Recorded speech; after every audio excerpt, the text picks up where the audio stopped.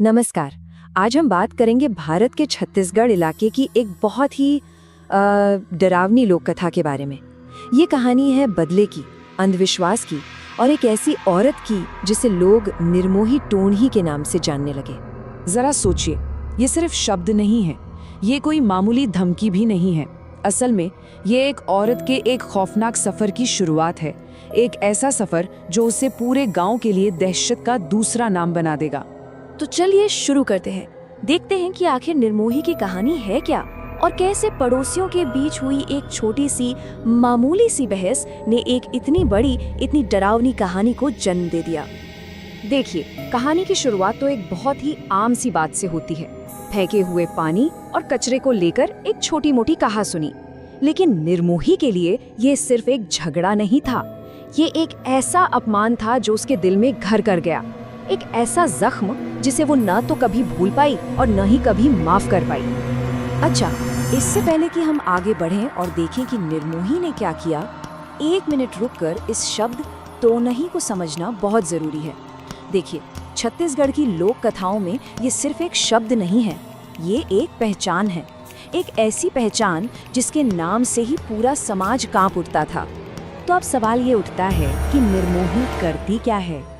और दिलचस्प बात यही है कि वो अपने गुस्से का बदला लेने के लिए लड़ाई झगड़ा नहीं करती। नहीं, वो चुनती है एक बहुत पुराना और खतरनाक रास्ता, एक काला अनुष्ठान। तो ये है वो तरीका, टोणही की विधि। सबसे पहले वो अपने दुश्मन का एक मिट्टी का पुतला बनाती है, फिर उस पुतले पर वो करती है तंत्र मंत्र यानी काला जादू। इसके बाद होता ये है कि वो इंसान रहस्यमयी तरीके से बीमार पड़ जाता है और आखिर में बिना किसी डॉक्टरी वजह के उसकी मौत हो जाती है। और हुआ भी बिल्कुल वैसा ही। उसका ये अनुष्ठान कामयाब हो गया। उसकी पड़ोसन इतनी बुरी तरह बीमार पड़ी कि डॉक्टर भी हैरान रह गए और अगली सुबह तक उसकी मौत हो चुकी थी। बस यहीं से निर्मोही को अपनी ताकत का अंदाजा हो गया। उसे समझ आ गया कि वो क्या कर सकती है। और ये जो शब्द है ना, आज मुझे सच में मजा आ रहा है, ये उसके अंदर आए बदलाव को साफ दिखाते हैं। उसे कोई अफसोस नहीं था, कोई पछतावा नहीं, बल्कि उसे एक अजीब सी खुशी, एक ताकत का एहसास हो रहा था। लेकिन कहानी यही खत्म नहीं होती। असल में ये तो बस शुरुआत थी। बदला लेने का ये सिलसिला एक बार में नहीं रुका, बल्कि ये तो उसकी एक आदत बन गया। अब निर्मोही सच में बेरहम हो चुकी थी।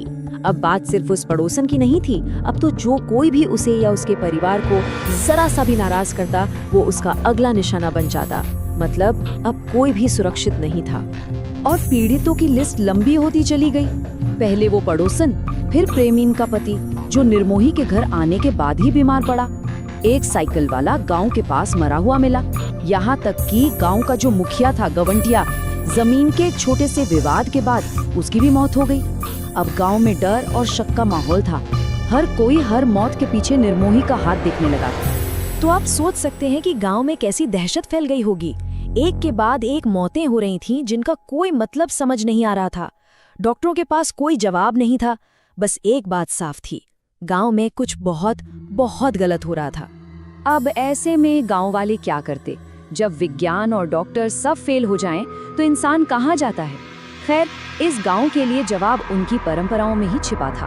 उनकी दुविधा बहुत सीधी थी। लोग रहस्यमयी तरीके से बीमार पड़ रहे थे, अचानक मर रहे थे और डॉक्टरों को कुछ पता नहीं था। तो गांव वालों के लिए इसका एक ही मतलब था कि ये कोई आम बीमारी नहीं, ये अलौकिक है, किसी टोणही का काम है। और अगर जादू से लड़ना है तो एक बैगा को ही बुलाना पड़े। तो ये बैगा कौन होता है? मध्य भारत के आदिवासी समुदायों में बैगा एक ओझा या तांत्रिक होता है। ऐसा माना जाता है कि उसके पास काला जादू को पहचानने और उसे काटने की शक्ति होती है। सीधे शब्दों में कहें तो इस गांव के लिए बैगा ही उनकी आखिरी उम्मीद था। और जैसे ही गांव वाले बैगा को बुलाने का फैसला करते हैं, कहानी अपने क्लाइमैक्स पर पहुंच जाती है। क्योंकि अब निर्मोही को भी एहसास हो जाता है कि वो खुद कितने बड़े खतरे में पड़ गई है। सोचिए, वही निर्मोही जो पूरे गांव को डरा रही थी, अब खुद डर के मारे कांप रही है। वो अपने गुरु से कहती है, अगर बैगा को पता चल गया तो गांव वाले हमें जिंदा जला देंगे। ये कहानी का एक बहुत बड़ा टर्निंग पॉइंट है। अब शिकारी खुद शिकार बन गया था। तो आखिर में ये कहानी हमें सिखाती क्या है? इसकी सीख बहुत साफ है। पहली, कि दूसरों की तरक्की से जलने का नतीजा खुद की बर्बादी ही होता है। दूसरी, झूठ और बुराई का रास्ता हमेशा तबाही पर ही खत्म होता है।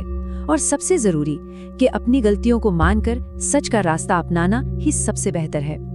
और ये कहानी हमें एक बहुत ही गहरे सवाल के साथ छोड़ जाती है कि डायन और श्राप जैसी ये जो डरावनी कहानियां होती हैं, ये सिर्फ डराने के लिए होती हैं या फिर ये किसी भी समाज की सोच, उसके डर और उसके मूल्यों को बनाने में एक बहुत बड़ी भूमिका निभाती हैं।